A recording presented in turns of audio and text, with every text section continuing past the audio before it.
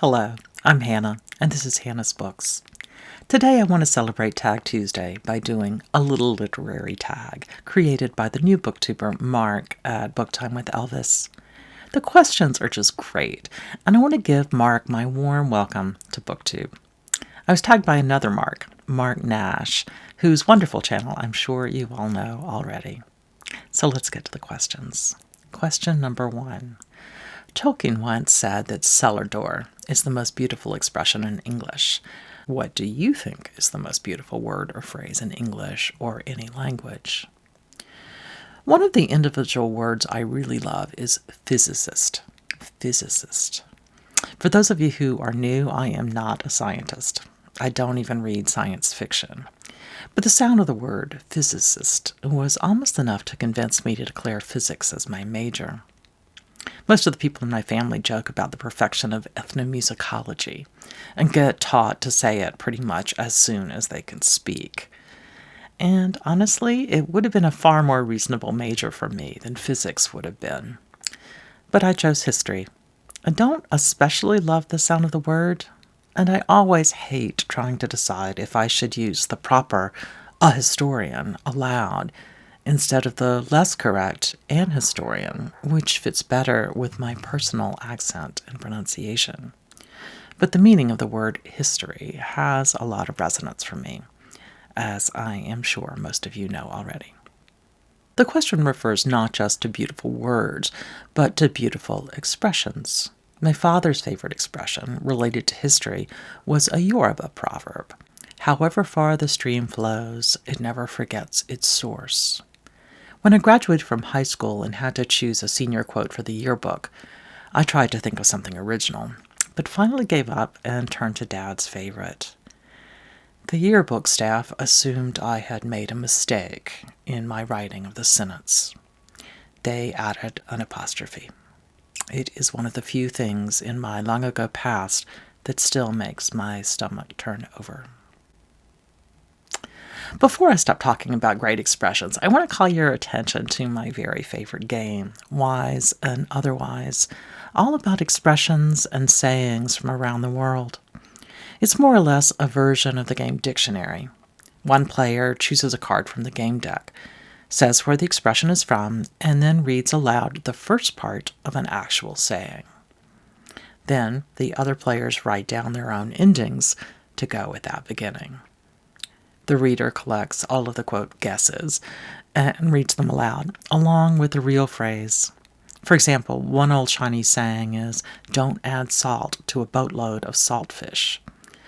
The designated reader suggests, "Don't add salt to," and then it's the job of players to come up with possible endings. Don't add salt to an open wound, one might say. Don't add salt to your BookTube discussion of Philip Roth. Or whatever. Anyway, everyone casts their votes, sometimes for the one they think is real, and sometimes just for the funniest expression. To be honest, sometimes the real one is the funniest one. I have some really terrible news for you, however. The game is out of print. There is a used version on sale on Amazon for more than $100. All right.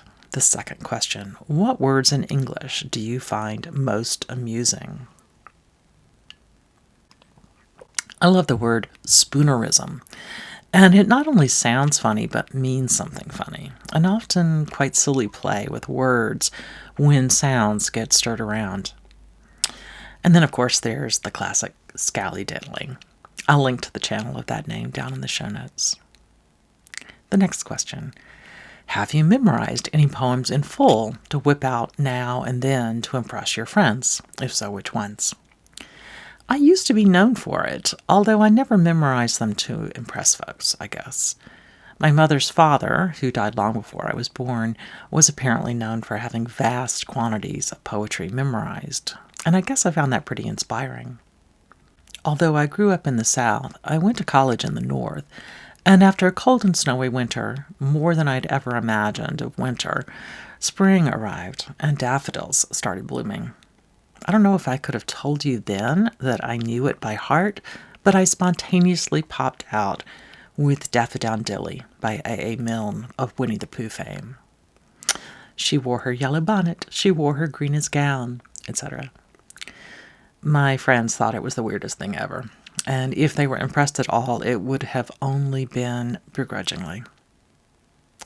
While I've memorized a fair bit of poetry in my day, including some Shakespeare sonnets while my son was practicing for a Shakespeare celebration every year, I think I really found my place just a few years later, after my Daffodowndilly days, when I realized I'd read Eudora Welty's story, Why I Live at the P.O., aloud so many times that I'd almost memorized it. Other Southern short stories followed over the years, and I've even put up a few short story readings on this channel. They aren't really memorized anymore, but the words of those stories are definitely deep in my head somewhere. Prompt number 4. Who or what do you consider to be an underrated or underappreciated author or book? I'm going to name a book that I haven't read since high school, and I might have a very different response to it now. I don't have a copy on my shelves, and there isn't a copy in my local library, but when an interlibrary loan reopens, I think I'll try to schedule a reread. The book is T.R. Pearson's novel, A Short History of a Small Place. It certainly isn't unknown by any means, but I don't think I've met anyone else who has read this book, other than my father, who read it and loved it immediately after I did, mostly because the title was right up his alley. I'll go into all the details elsewhere, but my father was an historian who loved, as he said, to ask large questions in small places. That is, to study very intensely the particulars of one tiny story in order to contribute to our understanding of much broader issues. Well, that has nothing to do with T.R. Pearson's novel, but I read that book when I was a young person in North Carolina, and the book is about a young person in North Carolina. And one more. Until this year, I would have brashly said my own book was underread. In fact, I joked about that in the third tag I ever made, the Has Steve Read It tag. But gosh, this year, because of the generosity and curiosity of booktubers, a whole lot of people seem to have read it or be reading it. If I talk any more about all the kind things y'all have said, I will start crying here on camera, and tears do not come up until much later in this tag. On to the 5th question. Which book do you consider to have the most memorable beginning? Well, not that it's particularly memorable for readers, but of course what's really sticking out for me, especially after just mentioning Unspeakable, are the conversations I had with my co-writer Susan Birch about how to start our nonfiction book. After puzzling about how to introduce the story, how to make it clear what the narrative arc was and what the central arguments were, Susan and I decided to talk about sort of a fulcrum moment when everything started to change. From there, we flipped back to the beginning and then went forward in a basically chronological way. That fulcrum moment actually happens when a social worker starts sifting through paperwork in order to find out details about what had happened to Junius Wilson, the man we were writing about. I think we recognized that we were in a similar position, as we were just starting to sift through records just as the social worker had. It got us started, and after we finished the rest of the chapters and looked back at the introduction again, that narrative beginning still seemed to work. One of the reasons I think I was obsessed with this issue of how books start was my father's fascination with the first lines of classic books. His memory was far better than mine, and he loved some of the classics. Best of Times, Worst of Times, Call Me Ishmael, Discovering Ice, and Being in Want of a Wife. But he also could recite the openings from an enormous number of books he loved, especially books written by Southern writers, white and black. One of my own favorite openings is the beginning of The Bluest Eye by Toni Morrison. She starts with the Dick and Jane story and then repeats it again and again with different spacing. In the process, she sucks all the air out of the room, and foreshadows an enormous amount of what happens in the rest of the book, although we have no idea of that until after we're actually reading the book. On to the next prompt, question 6. Which title best describes your life? Right now I'm looking at a book on my shelf next to my computer, a book I have not yet read by Miranda K. Pennington that is one of those memoir/biographies, this one about the Brontes. Perhaps I'll read it for Victober 2021. The title of the book? A Girl Walks into a Book. The 7th question. What was the last book you read that led to a moistening of the eyes? I cry at the drop of a hat when I'm reading.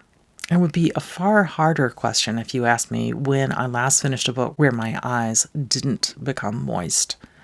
I'll point to a book I read recently that I really thought wouldn't make me cry, but absolutely did more than once. And that was the new biography of Graham Greene, published in the U.S. as The Unquiet American, and in the U.K. as Russian Roulette, written by Richard Greene. Although I've loved Greene's short novel, The End of the Affair, for many years, in general, I thought of Greene as yet another author in the group of men I often call the mid-century misogynist. Richard Greene's biography of Graham Greene doesn't fully change my mind on that, I guess, but it definitely made the novelist seem far more sympathetic and thoughtful. At first, I thought the book was going to peter out a bit at the end, since it didn't have a formal thesis wrap-up.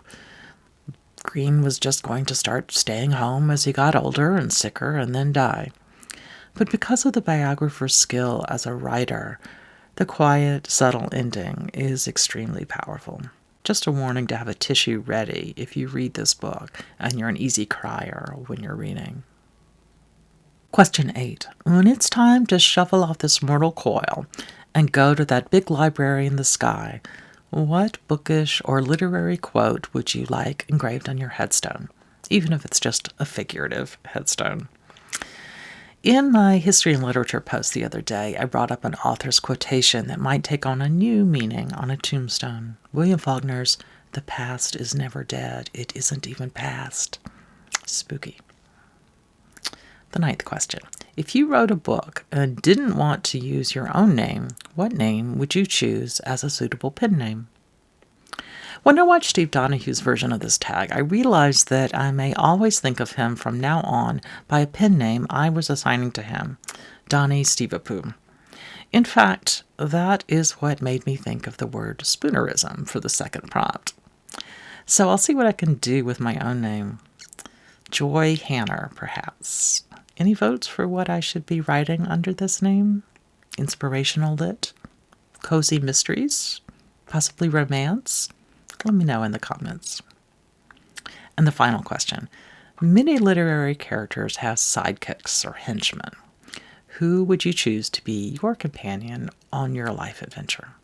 I'm assuming literary sidekicks here, but I think I'll turn it around and make myself the sidekick of a main character. As you probably know, there are now in this world a great number of young people named Hannah. In fact, when I occasionally search for my channel name, I'm always overwhelmed by the number of Hannahs on the YA side of BookTube, and by the various iterations of a Hannah Montana tag, which I swear I'm going to do sometime, even though I don't even understand the questions. But when I was young, no one was named Hannah. When I was a child, everyone said to me, my grandmother or my great aunt was named Hannah. Now that I'm on the cusp of being an old lady myself, what does everyone say? My granddaughter is named Hannah. Anyway, I've always sought out literary Hannahs. Until very recently, they were rarely main characters and not even really sidekicks. Instead, we have plenty of housekeepers and childminders. Since these Hannahs seem almost interchangeable, I'd love to step into the Hannah role in either Little Women or Jane Eyre, two of the books I have loved most in my life, very possibly because they each gave me the chance to see my own name in print. Well, that's it. All that's left to do is to tag some folks. Since this tag is the Little Literary tag, I'll tag Leo at A Little Book Life. Since I talked about my own writing more than usual in this video, I'll tag one of BookTube's writers extraordinaire, Margaret Pinard. And in celebration of her birthday, I'll tag Emily at Novelle Novels. And of course, any of you who are watching this and enjoying the questions as much as I do, I'd love to see your own responses, either down in the comments or on your own channel. Thanks so much, Mark and Elvis, for creating this excellent tag. Thanks to Mark Nash for tagging me. And of course, thanks to all of you for joining me here today. See you soon.